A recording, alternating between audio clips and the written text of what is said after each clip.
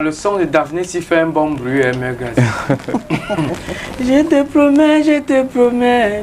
En fait, pour moi, c'est le genre de bruit qui adoucit les mœurs, c'est mes gars. Daphné, elle a une belle voix. Daphné, à l'instant... Mais dans l'eau, là, il faut que quand elle soit dans l'eau, là, parfois, elle se positionne bien, hein, mes gars. Voilà.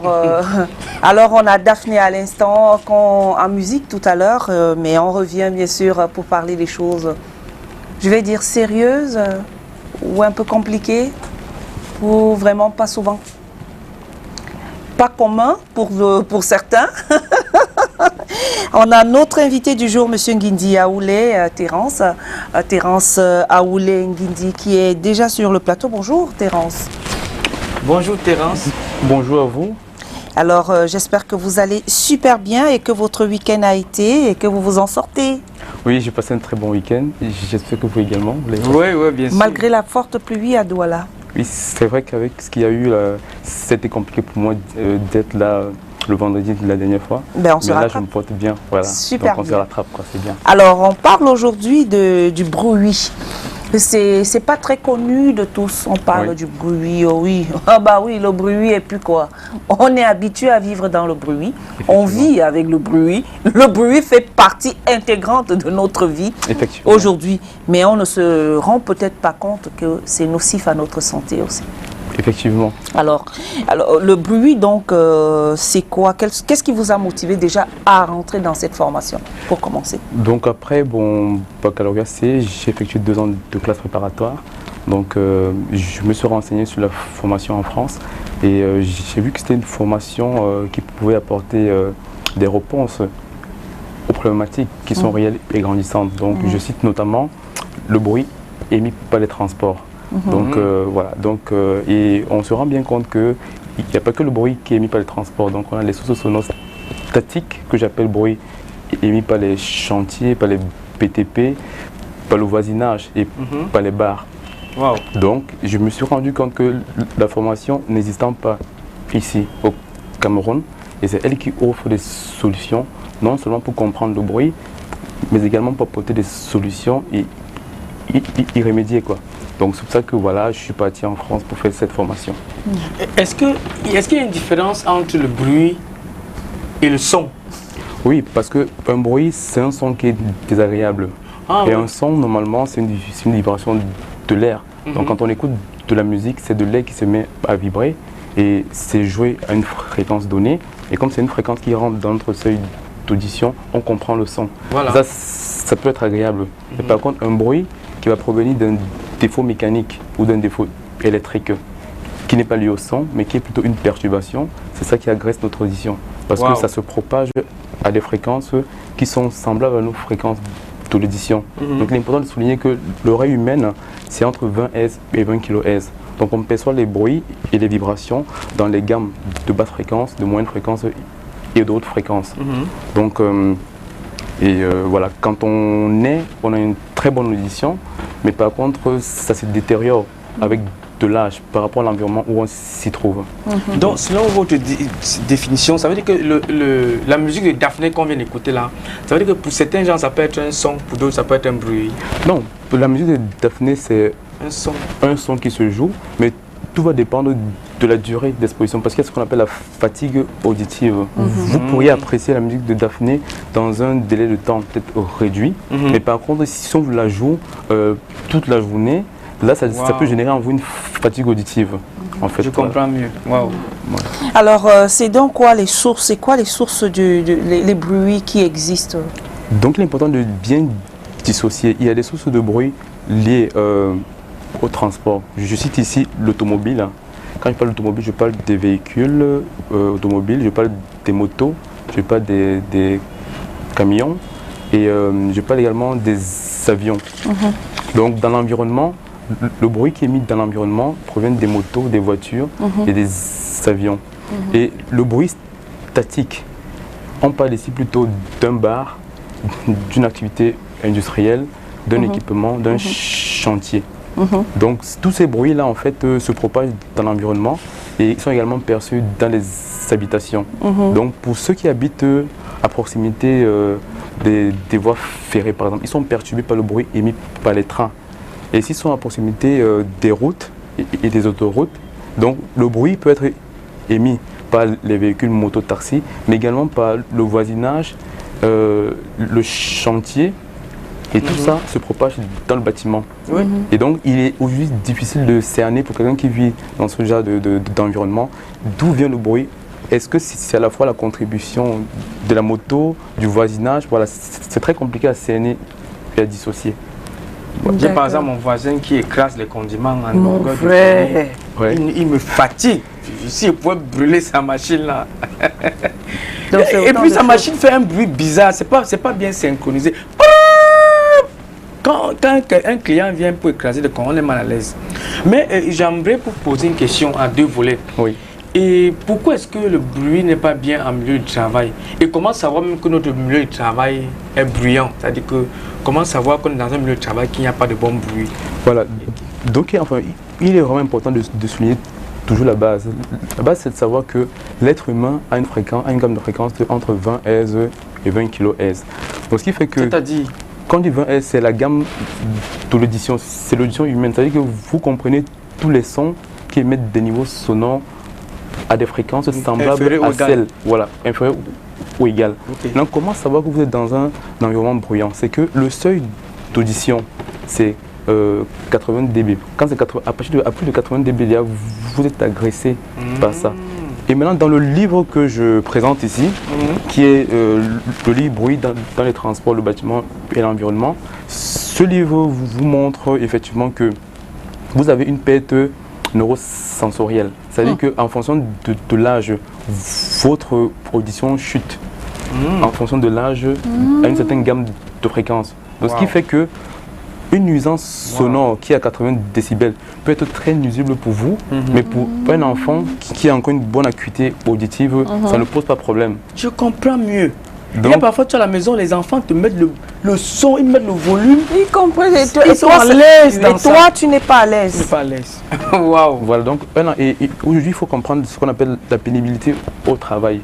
Normalement, en fait, il y a des normes qui sont régies pour protéger à la fois les populations en extérieur, également ceux qui se retrouvent à l'intérieur des bâtiments. En temps normal, quand vous entrez chez un employeur, on a vous fait des tests auditifs.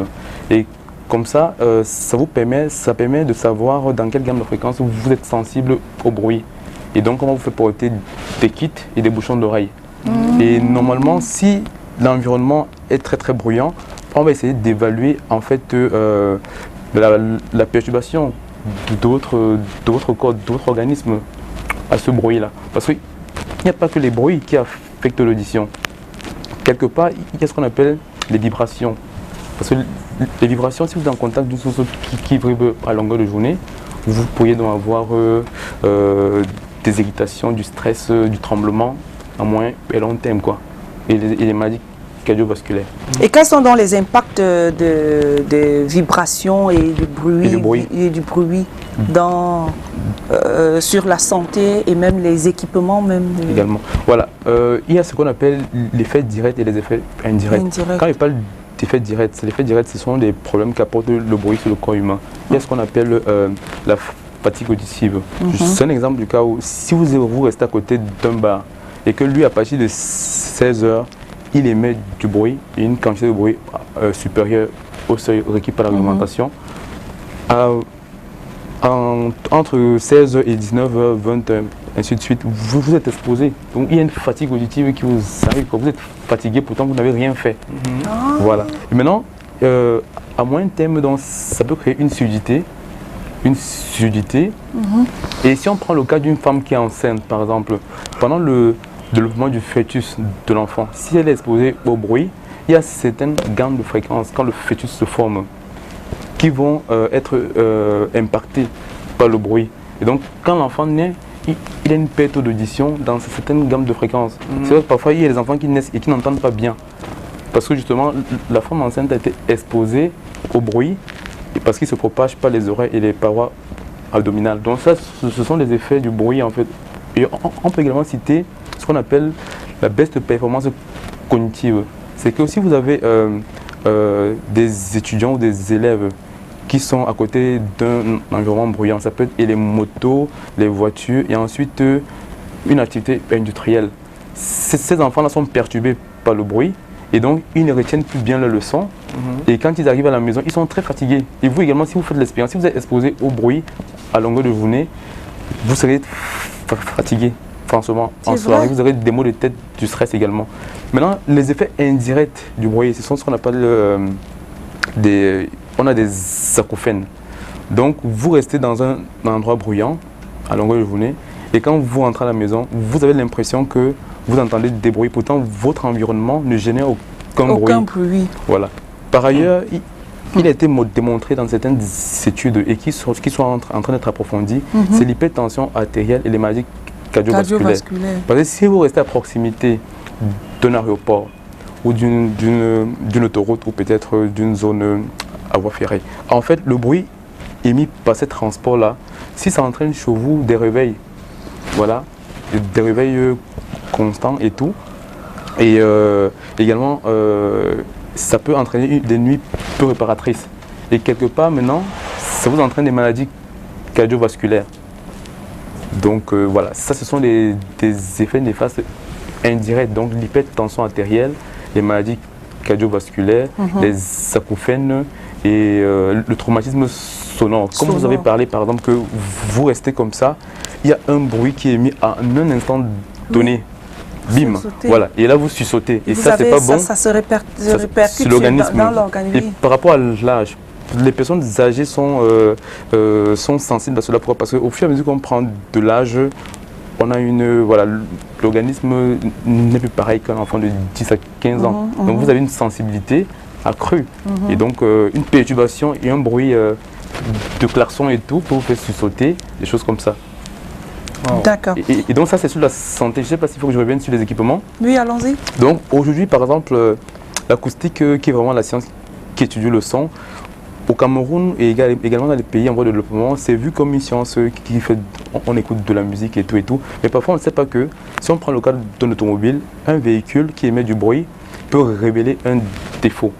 Parce que le bruit peut être d'origine électromagnétique et mécanique. Quand il est mécanique, c'est qu'un défaut mécanique, donc une vibration anormale du moteur, se transforme en bruit et qui est perçu. Donc ça alerte le chauffeur que vous avez peut-être un défaut de boîte de vitesse et quand il est donc négligé, on a une perte d'équipement qui peut arriver.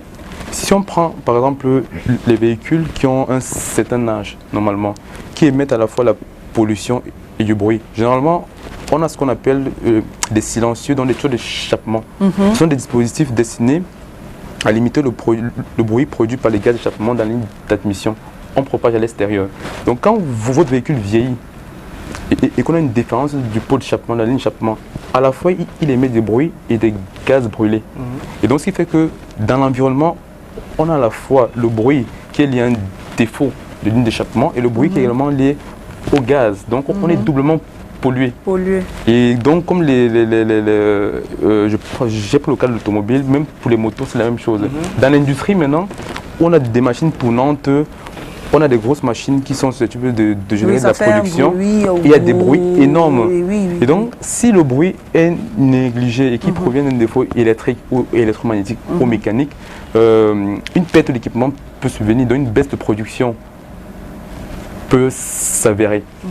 Donc voilà, donc il est important de souligner que le bruit, c'est pas seulement le fait enfin, c'est un double impact. Soit ça impacte la santé, soit ça révèle un problème. Vous pouvez avoir votre clim là qui fait un bruit anormal parce qu'il y a un défaut qui est présent. Et donc s'il n'est pas réparé, vous avez la perte de votre équipement. D'accord. Et par rapport à l'urbanisme également, il est important de savoir que si aujourd'hui on veut développer les transports, si on veut développer que ce soit des logements, des habitations, les constructions aléatoires également, il faut prévoir que le bruit est quelque chose qui pourra impacter négativement dans notre environnement. Parfois, on va avoir un sommeil paisible et calme le soir, et puis on est face à tous ces gens, à ces bruits qu'on ne peut pas expliquer, c'est-à-dire des musiques dans les bars, et on habite juste derrière cela, un cabaret, ça c'est un cabaret, comment on dit, on voit tout le monde dans ce cabaret. Enfin, un open space, voilà, une sorte d'open space. Et puis, tous les bruits se répercutent, viennent là où vous dormez. Ça fait que votre sommeil est perturbé. Vous dormez 1 heure ou 2. Vous pouvez piquer un somme de 2 heures profondément. Et puis, vous vous réveillez en sursaut. Et à cause de ces bruits, parce que c'est comme si ces bruits sont allés vous chercher dans votre sommeil, et vous vous réveillez. Et vous n'arrivez plus à dormir. Vous essayez à nouveau de dormir. Et comme ça, vous n'êtes même pas rentable dans votre entreprise le lendemain à cause de ces bruits-là. Comment donc faire? Enfin, comment dans ce moment? Pour moi, comment expliquer ça? Comment expliquer ça? Il faut savoir généralement que tu as expliqué là. Le bruit, en fait, vous avez très bien illustré comment est-ce que le bruit, d'où il vient, comment il se propage jusqu'à arriver dans votre sommeil. En fait, le bruit est de nature complexe parce que l'environnement également peut favoriser une réflexion, une absorption, une diffraction. Ça, c'est les phénomènes qui permettent de comprendre comment se propage le bruit. Je prends un exemple simple. Vous avez parlé d'une discothèque également jusqu'à la propagation du bruit dans votre bâtiment. Si on prend des logements qui sont adjacents, par exemple, et que déjà avant la construction ou après construction, on n'a pas prévu d'isoler ce bâtiment, de séparer, donc de mettre des mousses pour pouvoir absorber le bruit. Le bruit peut être produit dans l'un des locaux et maintenant c'est un bruit simple, hein, mais sauf que comme il va se réfléchir sur les parois de votre pièce, il va créer des réflexions. Et maintenant, ce sont des vibrations maintenant qui vont se transmettre sous forme de son jusqu'à arriver à votre oreille. Donc la propagation du bruit est impactée par le milieu dans lequel vous êtes. Et votre subconscient, qu'est-ce qu'il fait en ce moment? Lui, il enregistre le bruit qui est produit par une activité, une soirée dansante, peut-être la discothèque, on va danser. Et ce bruit-là est dans une gamme de fréquences de votre audition. Donc il a enregistré, c'est comme un test qu'on enregistre, donc il est sauvegardé. Vous maintenant, quand vous programmez de vous réveiller, voilà, de rester comme ça, vous réveillez tout. Dans ce bruit-là, donc maintenant, au moment où vous vous réveillez, vous avez l'impression de le percevoir parce que ça s'appelle une acouphène. Donc c'est un bourdonnement ou un sifflement qui est resté dans votre oreille. Et là vous sursauttez, vous réveillez et vous avez l'impression que votre environnement gênait du bruit. Pourtant il ne gênait pas du bruit. Donc c'est votre subconscient qu'il a gardé. Waouh, j'ai une autre question. Je ne sais pas si vous avez commencé par répondre un peu, mais je vois un peu une réponse plus pratique. Je suis dans la maison parce que vous avez commencé par dire qu'avec l'âge, on a l'impression que notre capacité de bruit baisse. Voilà. Je suis dans la maison avec les enfants. Il y a une télévision, une seule télévision. Ils mettent un film ou alors une série ou alors un STV. Ils ont tendance à mettre le volume à 90. Et je suis là. Je suis mal à l'aise par exemple. Le père est mal à l'aise. Mais c'est moi le volume là, même à 20. C'est comment avec vous? Je veux savoir comment on peut faire pour avoir le juste milieu. Pour dans la maison avec les enfants qui, ça sent qu'ils sont à l'aise. Toi le père, ça à 20 que tu es à l'aise. Comment faire pour avoir le juste milieu? Est-ce qu'il y a un kit que le père doit par exemple? Je ne sais pas. D'accord. Moi déjà, il faut remarquer que quand quelqu'un quand il voit un enfant de bas âge qui hausse le volume de la télé pour écouter la musique ou pour regarder son film également, ça veut dire que cet enfant n'entend plus bien dans les gammes de basse fréquence. Parce que la télévision, ce sont les aigus. Donc lui-même souffre d'un problème dont il ne s'en rend pas compte. Voilà. Parce que les enfants sont exposés et les écouteurs et la musique et toutes ces choses-là. Donc ça les détruit. Voilà. Et donc, quand il hausse le volume, c'est que lui maintenant, c'est qu'il est plus sensible aux hautes fréquences. Il faut donc savoir que vous également, en fonction de l'âge, par exemple entre 20 ans, 30 ans, 40 ans, vous avez une chute du niveau sonore, donc de l'écoute du bruit, entre 0 et 8 kHz. C'est une gamme de fréquences qui a été identifiée. Maintenant, vous, qu'est-ce qu'il a dit maintenant pour pouvoir trouver le bon compromis? Voilà. Bon, c'est se dire qu'il y a des heures, par exemple, il y a des horaires. Par exemple, vous également, si vous partez au travail le matin et que forcément, là vous êtes au travail, donc les enfants, si c'est les congés, ils vont jouer la musique, ils vont faire le truc et tout, mais vous pouvez faire une sensibilisation à leur dire que si vous osez le volume comme ça, parce que vous n'entendez plus les gammes de basse fréquence, Voilà, par exemple. il faut commencer à vous habituer. Parce que c'est l'habitude en fait, à jouer, à mettre le volume à tel niveau pour que vous soyez moins exposé au Voilà. bruit. Vous également, il y a ce qu'on appelle, quand il hausse le volume, des prothèses, des kits en fait, des bouchons anti-bruit. Donc quelque part, ce sont des bouchons qui ne couvrent pas complètement le son, mais ce sont des mousses en fait. Vous les roulez, vous les mettez dans vos oreilles. Ça dilue. Ça diminue le bruit, voilà. Mais quelque part, c'est pas une solution parce que vous allez comprendre le son à moitié, peut-être l'information sera mal transmise. Donc l'idéalement, c'est de baisser le volume et de s'éloigner au plus de la source quoi, qui émet ce bruit. Est-ce que ces bruits-là peuvent avoir un impact sur, automatiquement, ça a un impact sur la santé et sur lui? Oui, parce que la première fois de passage du bruit, c'est lui en fait, ce sont l'oreille. Mais l'oreille a une partie interne, externe et moyenne. Donc lorsque le bruit arrive dans votre oreille, le bruit se propage sous forme d'ondes sonores. Quand on parle de bruit, en réalité, ce sont les ondes qui se propagent jusqu'à vos oreilles. Maintenant, vous avez à l'entrée de votre oreille l'oreille externe qui va prendre ce son et le passer par le conduit auditif. Lorsque ça arrive au niveau du tympan, votre tympan se met à vibrer et maintenant ça retransmet ce signal-là par l'influx nerveux. L'influx nerveux maintenant convertit cette vibration en signal électrique qui est perceptible par votre cerveau. Si maintenant vous avez quelqu'un qui a des problèmes d'audition, c'est que lui maintenant, l'information qui est transmise au cerveau est mal véhiculée parce qu'il a une perte neurosensorielle. Et donc, à l'étranger, je ne sais pas si ça existe un peu partout. Moi, ce que j'ai vu, ce sont des implants cochléaires. Donc, c'est des boîtiers électroniques qui sont mis dans l'oreille. Au moment où l'onde arrive, l'onde maintenant qui est générée, qui crée une vibration par le tympan et qui va être convertie en signal électrique. Ce dispositif-là donc reprend le mécanisme qui est produit jusqu'à être transmis au cerveau. Donc c'est ça que il est donc important de sensibiliser et les jeunes qui écoutent de la musique à forte sonore. À forte sonore. Et vous également, quand vous restez dans un environnement bruyant, de vous éloigner au maximum de la source. Et les plus exposés, c'est les chauffeurs, parce qu'ils sont tout le temps dans un environnement bruyant. Et des personnes qui travaillent dans les industries. Donc s'il n'y a pas des mesures fortes, ou peut-être s'il n'y a pas une culture de dire que le bruit peut avoir des effets néfastes à long terme, cet aspect va être complètement négligé. Et des conséquences surviennent avec le temps, quoi. Les conséquences surviennent avec le temps.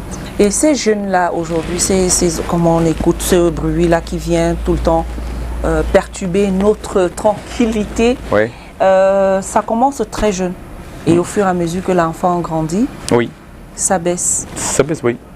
Parce que quand un enfant naît, et un enfant qui naît dans les bonnes conditions, il est très sensible aux hautes fréquences. Or, nous, quand on prend de l'âge, on a une diminution de la gamme de haute fréquence, donc on est très sensible. Et donc, ce qu'il faut comprendre, c'est deux choses. Il y a ce qu'on appelle la pollution sonore et la nuisance sonore. Et oui, justement, c'est quoi la différence? La nuisance sonore, c'est quand le son crée des dégâts, il est répétitif en fait. Donc il dépasse un niveau de 80 dB ou à peu près à 80 dB. C'est une nuisance sonore. Si vous êtes exposé à ce bruit-là, il faut vous éloigner parce que les conséquences sur la santé vont subvenir. Mais quand on parle de pollution sonore, c'est quoi? C'est que le niveau sonore est inférieur au seuil normal, mais cependant, il y a ce qu'on appelle une nuisance à la tranquillité, une nuisance à notre environnement. Donc tout ce qui est pollution sonore, ça gêne à la tranquillité et ça gêne au confort, à la fois en extérieur et dans le bâtiment. Ok. Voilà. Alors, c'est donc quoi les solutions pour réduire le bruit et la vibration? Les solutions pour réduire le bruit, si on rentre dans un contexte d'éducation, par exemple, dans un contexte d'éducation, c'est qu'il faudrait, à moins et long terme, songer à introduire la filière vibration acoustique que ce soit dans les écoles d'ingénieurs, dans les universités et partout où on fait de la science fondamentale. Pourquoi? Parce que ça permettra déjà de former des hommes et des femmes qui seront capables de comprendre le bruit et de trouver des solutions selon le domaine d'activité dans lequel ils seront adapter. Donc, ça, c'est une solution majeure à moyen et long terme. Et quelque part, introduire ces formations dans les entités locales, ça permet déjà de prendre connaissance, de dire que le bruit, c'est une nuisance qui peut affecter la santé. Voilà comment ça affecte la santé, voilà comment ça se propage également. Donc, si on rentre à ça dans nos mœurs, que le bruit est quelque chose de très néfaste et tout, des solutions de nous-mêmes peuvent subvenir. Peut-être votre voisin qui a conscience que en mettant le volume très haut, le bruit que je crée nuit à mon voisin. S'il comprend il y a ça, il pourrait lui-même réduire ce bruit. Et les riches ont compris ça depuis. Donc voilà. Et donc quelque part maintenant, si on veut rentrer dans un contexte, je ne dirais pas plus trop technique. Dans l'automobile, généralement, les principaux constructeurs, on isole. Certains véhicules sont très bien isolés. C'est ça que quand ils sont neufs, ils sont très bien isolés, ils émettent moins de bruit. Et aujourd'hui, nous, on n'est pas constructeurs automobiles. Donc nous, on reçoit des véhicules. Donc s'il faut prendre des solutions un peu radicales, c'est de dire que comment on peut d'abord identifier les sources de bruit, d'où elles viennent, et mettre des méthodes adaptées pour sensibiliser et les automobilistes et tous ceux qui apportent ces sources de bruit là. Et c'est donc quoi le rôle de l'intelligence artificielle? Aujourd'hui, on vit dans un monde qui évolue, qui se réinvente et qui propose des perspectives très très encourageantes. Donc je parle d'intelligence artificielle parce que l'intelligence artificielle, c'est une discipline qui se couple à toutes les autres disciplines. Et le fait de l'intégrer à l'acoustique, c'est de dire que si par exemple vous avez un véhicule automobile et que vous êtes une profane du bruit, grâce à une intelligence artificielle connectée à un système embarqué de mesure de son et d'identification de vibrations anormales, on peut vous créer une interface où vous saurez que si le bruit qui est émis ou la vibration qui est émise provient de la boîte de vitesse, alors il y a un défaut de boîte de vitesse parce que son niveau sonore sera ça et sa différence sera spécifiée. Et donc à moyen et long terme, l'intelligence vous dit que votre dégradation, il faut la réparer parce que vous pourrez perdre votre moteur. Dans l'environnement maintenant, l'intelligence artificielle est capable de faire des cartographies. Au Cameroun, à la linéaire de d'autres pays, il est difficile d'avoir des cartographies de bruit. C'est-à-dire qu'on évalue le bruit émis par les trafics routiers. Et quand on émet le bruit émis par les trafics routiers, ça permet qu'avant de construire une maison, avant de vendre un terrain, on sait que quelque part les personnes seront exposées. Dans l'aéronautique, c'est la même chose. Donc ce sont des systèmes intelligents positionnés dans l'environnement qui font des mesures de bruit en temps réel et qui disent, ah bah tiens, on se rend compte que le bruit émis par un avion se propage jusqu'à 19 km. Et ces alentours, c'est ça. Donc ça veut dire qu'à priori, on ne doit pas permettre à quelqu'un de construire là, si c'est que son bâtiment ne sera pas isolé. Donc la personne est protégée déjà de ce bruit.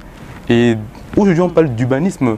Donc si on ne pense pas au bruit et aux vibrations dans l'urbanisme, et qu'on a une construction aléatoire des maisons, mais a fortiori, on serait exposé à des nuisances sonores. Et des maladies cardiovasculaires, des choses vont subvenir le temps. Et vous le savez très bien, aujourd'hui on parle de gonflement de la population. On voit bien que des zones, les habitants des zones rurales migrent vers des villes, à la recherche d'une activité, à la recherche d'une famille, à la recherche d'une vie. Et donc, et comme on le prédit que le continent africain sera le plus peuplé d'ici 2050, si on ne prévoit pas déjà ça maintenant, on va vers une dérive pas possible. Parce que tu ne peux pas construire un tramway, tu ne peux pas construire une maison, tu ne peux pas construire toutes ces choses-là sans prendre en compte le dimensionnement de la ville et les bruits et les vibrations. Merci beaucoup Terence. On retrouve votre bouquin que vous avez commis sur l'ouvrage. Oui. Oui, c'est un ouvrage, non? Oui, c'est un livre qui présente le bruit et les vibrations dans le transport, le bâtiment et l'environnement. Et c'est un livre qui peut être également adapté dans les cursus universitaires parce qu'on fait déjà du génie électrique, du génie mécanique, du génie civil. Donc cette filière-là se couple parfaitement à cette discipline-là pour apporter donc des solutions de dimensionnement et de prendre en compte des contraintes environnementales qu'on peut prendre plus ou moins à la légère, quoi. D'accord. Pour apporter des solutions. Et donc, je ne sais pas si vous souhaitez que je dise à quel niveau je suis joignable. Oui, joignable. Donc, j'ai mis en place un site web, c'est www.nat Vibroacoustique, donc Nat N-A-T-V-I-B-R-O-A-C-O-U-T-I-C.